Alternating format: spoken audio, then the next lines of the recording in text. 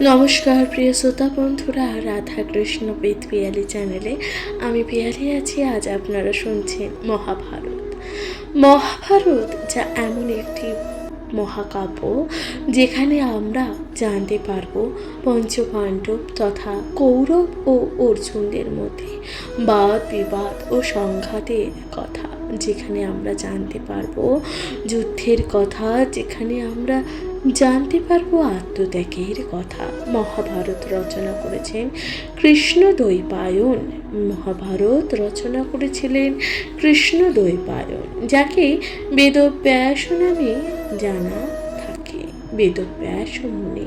শ্রোতা বন্ধুরা, এই বেদব্যাস মুনির মাতা ছিলেন সত্যবতী ও তার পিতা ছিলেন পরাশর মুনি। পরাশর মুনি ও মাতা সত্যবতীর পুত্র ছিলেন বেদব্যাস মুনি। বেদব্যাস মুনি এই মহাকাব্য রচনা করেছেন। 1000-এর অধিকও আছে শ্লোক। এছাড়াও আছে 18টি পর্বে বিভক্ত।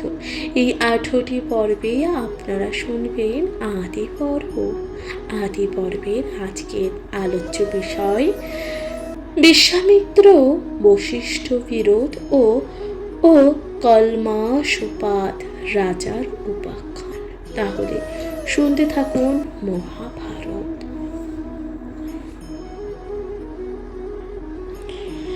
জিজ্ঞাসেন ধনঞ্জয় অদ্ভুত কথন। বিশ্বামিত্র বশিষ্ঠে কলহ কি কারণ? গন্ধর্ব কহিল শোনো কথা পুরাতন। কান্যকুঞ্জ দেশে গাধী নামেতে রাজন। তার পুত্র বিশ্বামিত্র সর্বগুণচ্যুত।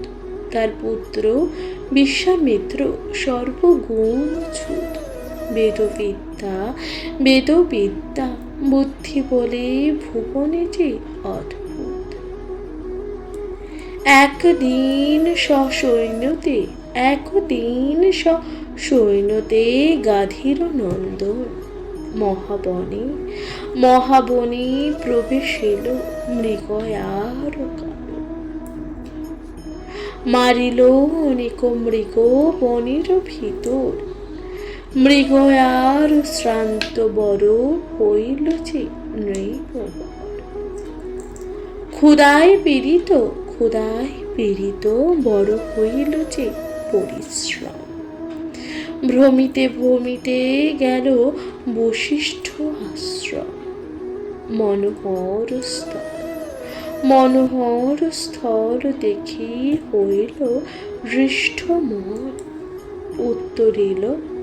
উত্তরিল যথায় বশিষ্ঠ তপ্ত। রাজারে দেখিয়া পাদ্য অর্ঘ্য দিয়া মুনি। রাজারে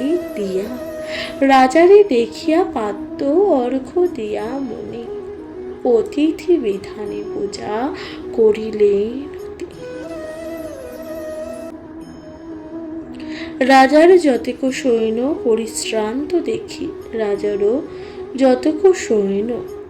পরিশ্রান্ত দেখি। নন্দিনী ধেনুর প্রতি বলিল যে ডাকি। দেখো রাজার সৈন্য অতিথি আমার। যেই যাহা চাহে তোষ করহ যে তাহার। বশিষ্ঠের আজ্ঞা পেয়ে শরীফী নন্দিনী। সংসারে যাহার কর্ম অদ্ভুত যে কাহিনী। হুঙ্কারে বিবিধ দ্রব্য করিল সৃজন। চব্যচূল্য লেহ পেয় রত্ন নানা ধনরত্ন। বস্ত্র অলঙ্কার মাল্য কুসুম চন্দন। বিচিত্র পালঙ্ক শয্যা বসিতেছে আসন। যেই যাহা মাগে তাহা পায় ততক্ষণে।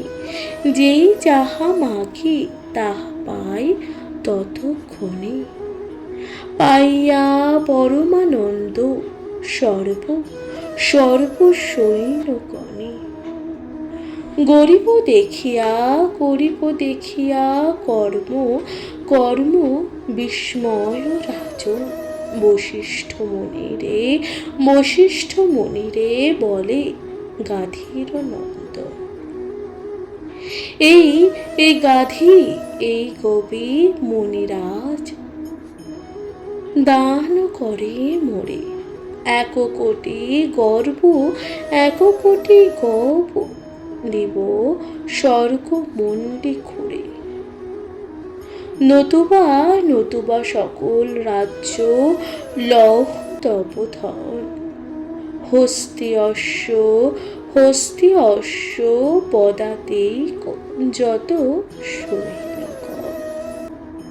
বশিষ্ঠ বলেন নাহি দিতে পারি দান, দেবতা অতিথি হেতু আছে মম স্থান। রাজা বলে মুনি তুমি জাতিতে যে ব্রাহ্মণ। রাজা বলে মুনি তুমি জাতিতে যে ব্রাহ্মণ। ব্রাহ্মণের হেন দ্রব্য নাহি যে প্রয়োজন। হেন দ্রব্য মুনিবর রাজারে যে সাজে। কি করিবা তুমি ইহা থাকো বন মাঝে। গবি নাহি দিবে যদি আপন ইচ্ছায়, নিশ্চয় লইবে গবি জানাই যে তোমার। মাগিলে না দিবে গবি লইয়া যাব বলে, ক্ষত্র কর্ম আমার পাইব লইব বলে চলে। বশিষ্ঠ বলেন তুমি অধিকারী দেশে, বলিষ্ঠ ক্ষত্রিয় সৈন্য সাহারও বিশেষ। যাহা ইচ্ছা করো শীঘ্র না করো বিচার, সহজে তপস্বী দ্বিজ কি শক্তি যে আমার। শুনি বিশ্বামিত্র বলে শোনো সৈন্যগণ, কামধেনু লয়ে চলো করিয়াছে বন্ধন। শুনি যত সৈন্যগণ গলে দিল তরি, চালাইল কামধেনু পাছে মারে মুড়ি। প্রহারে গরিল কবি তনু নাহি যায়, ক্ষুব্ধ মুখে সাজ লাক্ষে মুনি পানি চায়। মুনি বলে নন্দিনী কি চাহো মম ভীতি, তোমারও যতিক কষ্ট দেখেছে যে চক্ষুতে।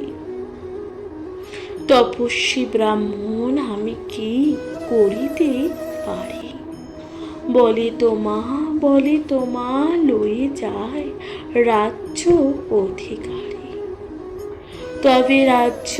তবে রাজ সৈন্যগণ বৎসকে ধরিয়া আগে লইয়া যায়, তারে গলে দড়ি দিয়া। বৎসকে ধরিয়া লয় কান্দয়ে নন্দিনী, ডাকো দিয়া বলে দেখো হেরো মহামুনি। উপরোধ না মানিয়া যদি দুষ্ট লোকে, কি করিব মুনি আজ্ঞা করো যে আমারে। মুনি বলে আমি তোমায় ত্যাগ নাহি করি, বলে লইয়া যায় রাজা কি করিতে যে পারে। নিজ শক্তি বলে যদি পার রহিবারে, তবে সে রহিবে পার কি কব তোমারে। মুনিরাজ মুখে যদি এতেকো শুনিল, অতি অতি ক্রোধে ভয়ঙ্কর তনু বাজাইল। উদ্ধপুচ্ছ গড়ি কবি হাঙ্কারে কেটাকে, নানা জাতির সৈন্য বাহিবার লাখে লাখে। পল্লব নামিতে জাতি অস্ত্র, নানা অস্ত্র হাতে, পুচ্ছ হইতে বাহির হইল আচম্বিতে। মূত্রেতে পাইল জন্ম বহু বহু ব্যথগণ, দুই পার্শ্বে জন্ম নিল কিরাত চান। জন্মিল অনেক সৈন্য মুখের ফেনাতে, নানা জাতি শ্লেষ্য হইল চারিপদ হইতে। নানা অস্ত্র লইয়া ধাইল যে সর্বজন, দুই সৈন্য দেখা দেখি হইল মহারণ। বিশ্বামিত্র সৈন্যগণ যতেক আছিল, একজন প্রতি তার ৫ জন হইল। সহিতে না পারি রণ বিশ্বামিত্র সেনা, রাজবিদ্যা মানে ভঙ্গ দিল সর্বজনা। পড়িল অনেক সৈন্য রক্তে বহে নদী, মুনি সৈন্য রাজ সৈন্য পাছে যার খেদি। পালায় সকল সৈন্য পাছে নাহি যায়, সর্বসৈন্য বিশ্বামিত্র পাছে খেদি যায়।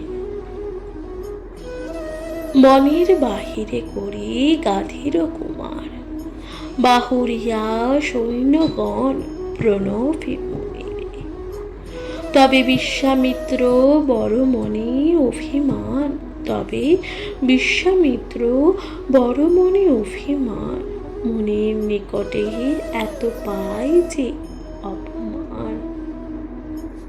অদ্ভুত হইয়া কর্ম মনে মনে গণে, সর্বশ্রেষ্ঠ ব্রাহ্মণ জানুন এতক্ষণে। ধিক ক্ষত্র জাতি মম ধিক রাজপতি, একই তপস্বীতে যে না পারে যে বিবাদে। এ জন্ম রাখিয়া আর কোনো প্রয়োজন, তপস্যা করিয়া আমি হইব যে ব্রাহ্মণ। ব্রাহ্মণ হইয়া কিংবা যায় যাক প্রাণ, এত চিন্তে বিশ্বামিত্র করে সংবিধান। দেশে পাঠাইয়া দিল সর্বসৈন্যগণে, তপস্যা করিতে গেল গগন কাননে। বিশ্বামিত্র তপকথা অদ্ভুত কথন, যার তপে তাপিত হইল ত্রিভুবন। গ্রীষ্মকালে চতুর্দিকে জালি হুতাশন, ঊর্ধ্বপদে তার মধ্যে থাকেন যে রাজন।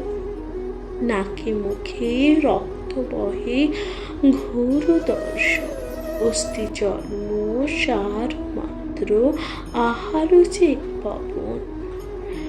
বরিশা কালেতে যথা সদায় বরিশে, যোগাসন করি যথা রাজা তথায়নে বসে। অহর্নিশে জলধারা, বরিশে উপর স্থাবর সদৃশ্য হইয়া থাকে যে নৌবর।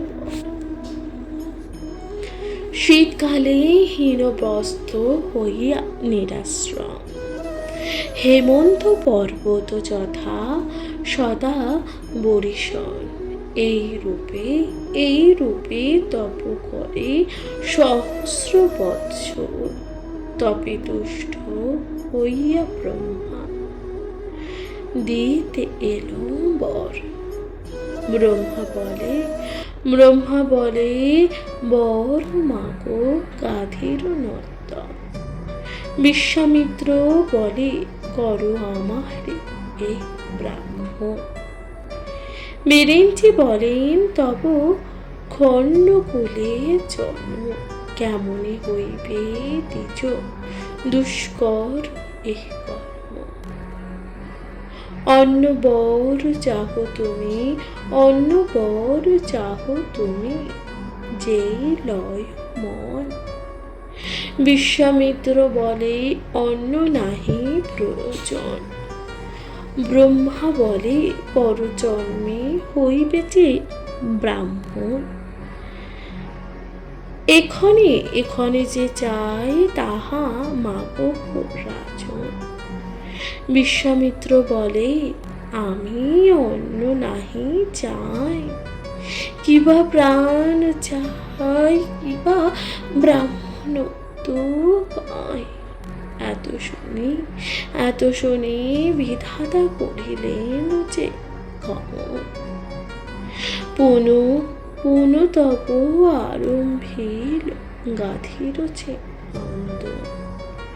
ঊর্ধ্ব দুই পদ ঘোর, ঊর্ধ্ব মুখ হইয়া এক পদে অঙ্কুরিতে রয়ে দণ্ডাহিয়া। শুষ্ক কাষ্ঠ মতো সে হইল নরবর। কেবল আছয়ে প্রাণ মজ্জার ভিতর। তার তপে মহাতাপ হইল তিন লোক। ইন্দ্রাদি দেবতা ভয় হইল সাবেকে। সহিতে লাগিল ব্রহ্মা আসিয়ার বর। বলিলেন মাগো বর গাধীর যে কুমার।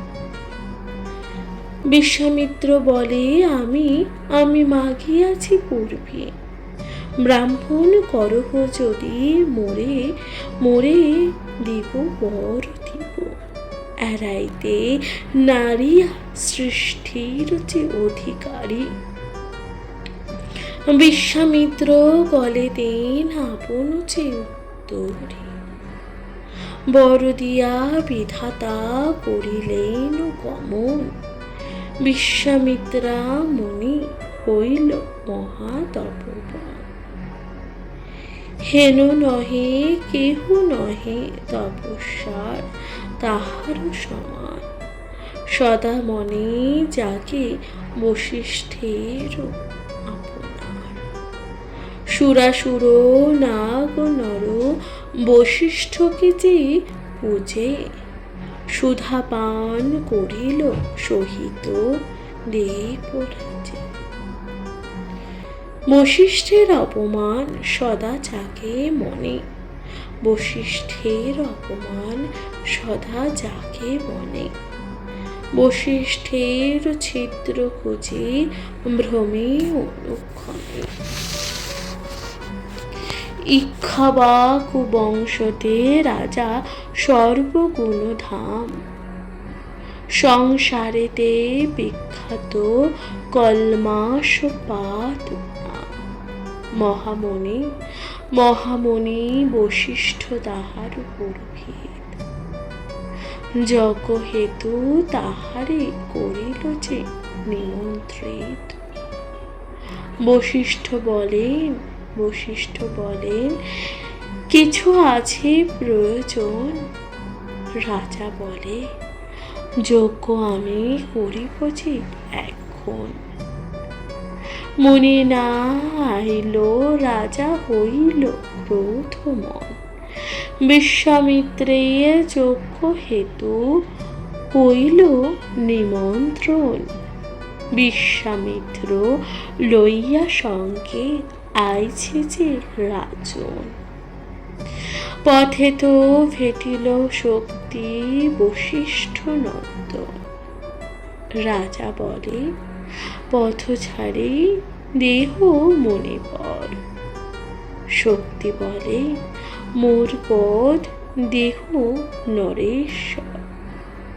রাজা বলে, রাজপথ জানে সর্বজন, পথ ছাড়ো, যাব আমি যজ্ঞের কারণ।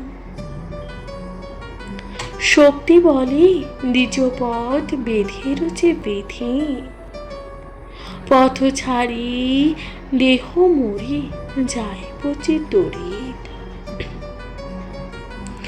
এই মতে বলা বলি হইল দুইজন, কেহ না ছাড়িল পথ, কপিল যে রাজন।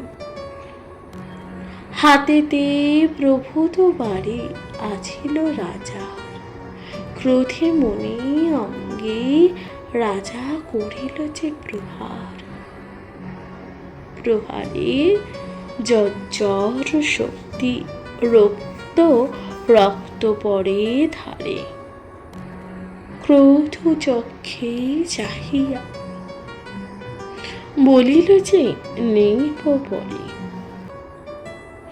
উত্তম বংশতে জন্মে করিস যে অনীতি। ব্রাহ্মণের হিংসা তুই করিস যে দুর্মতি। এই পাপে মম শাপে হও নিশাচর, মনুষ্যের মাংস তোর পুরহ উদর। পাপ শুনি শাপ শুনি ভীত হইল সৌদাস নন্দন, কৃতাঞ্জলি করি বলে বিনয় যে বচন। হেনকালে বিশ্বামিত্র পেয়ে অবসর, রাজ অঙ্গে নিয়োজিল এক নিশাচর। রাক্ষস শরীর হইল রাজা হতস্থান, দেখে বিশ্বামিত্র মনে হইল যে অন্তর্ধান। সম্মুখে পাইল শক্তি, ধরিল যে রাজন, ব্যাঘ্র যেন পশু ধরি করিল ভক্ষ। মোরে সতী মোরে দিল তুষ্ট, মোরে সাপ দিলা দুষ্ট, ভুঞ্জ তার ফল। বধিয়া ঘাড়ের রক্ত খাইল যে সকল, শক্তিকে খাইয়া মরতে হইল ভয়ঙ্কর। উন্মত্ত হইয়া ভ্রমে বনেতে বনের ভিতর, দেখে বিশ্বামিত্র মনে ভাবিল যে অন্তর। রাক্ষস লইয়া গেল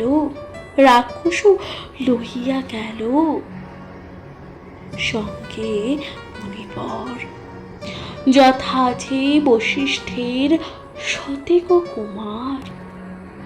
কাল পেয়ে বিশ্বামিত্র দেয় ফল তার, একে একে দেখাইয়া সর্বজনে দিল, রাক্ষস সবারই ধরি ভক্ষণ করিল। বশিষ্ঠ আসিয়া গৃহে দেখে শূন্যময়, শতপুত্র না দেখিয়া হইল যে বিস্ময়। ধ্যানেতে জানিল যত বিশ্বামিত্র কইল, শক্তি সহ শতপুত্র রাক্ষসী ভঙ্কিল। শতপুত্র সখী তার দহনী শরীর, অতি ধৈর্যবন্ত তবু হইল যে অস্থির। আপনার মরণ বাঞ্ছন মুনিবর, শোকানলে প্রভুশিল সমুদ্র ভিতর। সমুদ্র দেখিয়া তারে রাখি গেল কুলে। মরণ না হইল যদি সমুদ্রের জলে, অতুচ্চ পর্বতে গিয়া উঠিল সেই মুনি, তথা হইতে শোকাকুল পড়িল যে ধরণী। বিংশতি সহস্র ক্রোধ উচ্চ স্থানে হইল পরি। তুলা রাশি পরে মনি চাই যে গড়া করি। তাহাতে নাহিল মৃত্যু চিন্তি মনিরাজ। প্রবেশ করিল গিয়া অননের মাঝ। যোজন প্রসর অগ্নি পরশে আকাশে। শীতল হইয়া অগ্নি মুনির যে পরশে। তবে মুনি প্রবেশিল অরণ্যের ভেতর। নানা পশু ব্যাঘ্র হস্তি ভাল্লুক যে শুকর। বশিষ্ঠ দেখিয়া সবে পালাইল যায়। হেনমতে হইল মুনি অনেক যে উপায়। মরণ নহিল মুনি ভ্রমিল সংসার। কতদিনে আসে মুনি গৃহে আপনার। 100 পুত্র নাই দেখে মুনিবর। পুত্র শোকে অবশ্য হইল কলবর। চতুর্দিকে অনুক্ষণ বেদ অধ্যয়ন। নানা শাস্ত্র পঠন করিতে পুত্রগণ। এসব চিন্তিতা মুনি অধিক তাপিত। গৃহ মধ্যে প্রবেশিতে নাহি লয় উচিত। পুনরূপে বশিষ্ঠ চলিল যে দেশান্তর।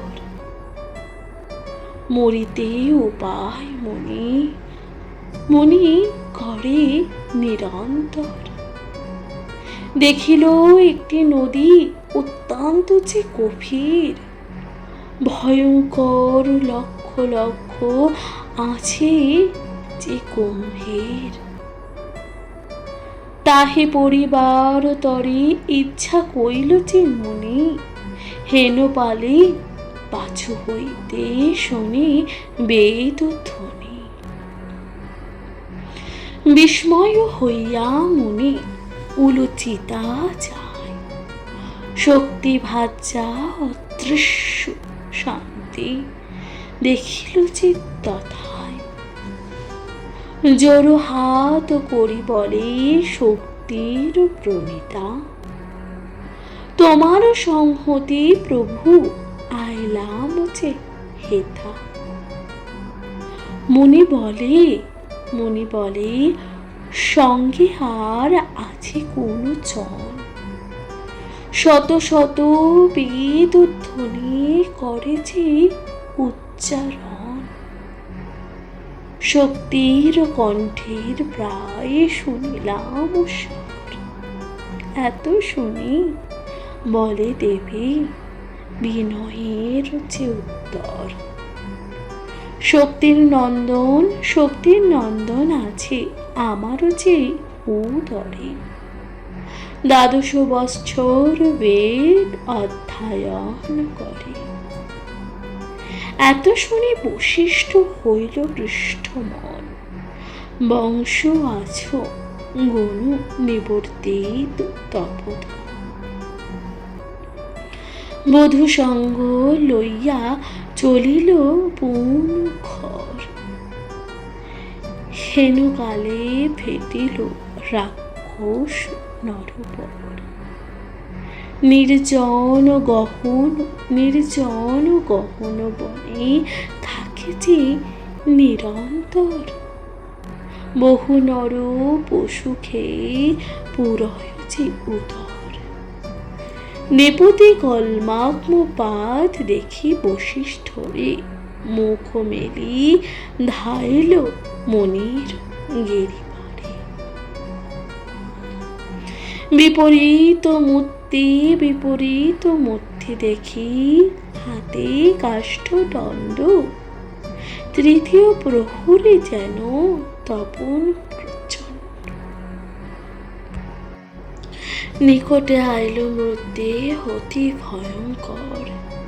দেখে অদৃশ্য শুনতে দেবী কাঁপে থর থর। শ্বশুরে ডাকিয়া বলে, শোনো মহাশয়, মৃত্যু উপস্থিত হেরো রাক্ষস দুর্জয়। রাক্ষসের হাতে দেখে নিকট মরণ, তোমা বিনা রাখে ইথে নাহি কোন জন। বশিষ্ঠ তখন বলে, বধূ না করিহ ভয়, নিপতি কলমাঘ্ন পাদ রাক্ষস এ নয়। এতকু বলিয়া বলিতে দুষ্ট আইল যে নিকটে, মুনি গেলিবারে যায় দশনপি কটে। মুনির হুঙ্কারতে রহিল রহিল কত দূর, কমণ্ডূল জল মুখে মুনি ফেলিল যে উপরে। রাজ অঙ্গ হইতে হইল রাক্ষস বাহির। রাহু হইতে যেন যেন হইল বাহির। পূর্ব জ্ঞান হইল রাজা পাইল যে চেতন, কৃতাঞ্জলি পুটে করে বশিষ্ঠের স্থাপন। অধম পাপিষ্ঠ আমি পাবে নাহি অন্ত, দয়া করো মুনিরাজ তুমি দয়াবন্ত। মুনি বলে, চলে শীঘ্র অযোধ্যা নগরে, কদাচিৎ অমান্য না করো চরে। রাজা বলে আজি হইতে তোমার যে কিঙ্কর, তব আজ্ঞা বর্ধি আমি হব যে নিরন্তর। সূর্য বংশ জন্ম মোর সৌদাস নন্দ, হেন হেন করো মোরে নাহি নিন্দে কোন জন। এত বলি নিপবর আকাছে পাইয়া, অযোধ্যা নগরে পুন রাজা হইল গিয়া। বধূ সহ বশিষ্ঠ আইল নিজ ঘর, কতদিনে জন্ম হইল মুনি পরাশর। পৌত্র দেখি বশিষ্ঠের শোক নিবারিল, অতি যত্নে মুনিরাজ বালকে যে পুষিল। শিশুকাল হইতে পরাশর মহামুনি, পিতা বলে বশিষ্ঠেরে জানে সে আপনি। এতদিন পরাশর মায়ের যে গোচরে, পিতৃ সম্বোধন করি ডাকে বশিষ্ঠেরে। শুনি অদৃশ্যন্তে শোক করিল যে প্রচুর, রোদন করিয়া পুত্রে বলেন যে মধুর। পিতৃহীন পুত্র তুমি বড় অভাগিনী, পিতামহে পিতা বলি ডাক কি লাগিয়া। যেই কালে ছিলা তুমি আমার যে উদরে, তোমার জনকে বনে খায় যে নিশাচরে। মায়ের মুখেতে শুনি এতক বচন, বিশেষ মায়ের দেখি শোকিতেছে ক্রন্দন। ক্রোধেতে শরীর কম্পে লোহিত যে লোচন, কি করিব হৃদয় চিন্তিল তপধন। এত বড় নিদারুণ নির্দয় বিধাতা, রাক্ষসের হাতে মোর বিনাশীল পিতা। আজি তার সর্বসৃষ্টি করিল যে নিধন, না রাখিল ত্রিলোক তাহার যে একজন।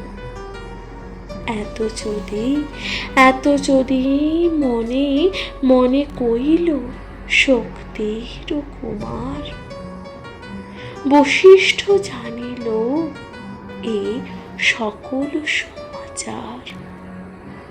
মধুর বচনে তারে করেন যে প্রবোধ, অকারণে শিশু তুমি কারে ক্রোধ। ব্রাহ্মণের ধর্ম এই না হয়েছে উচিত, ক্ষমা শান্তি ব্রাহ্মণের বেদের যে বিহিত। কর্ম অনুরূপে শক্তি হইল যে নিধন, তার প্রতি অনুশোচ করে অকারণ।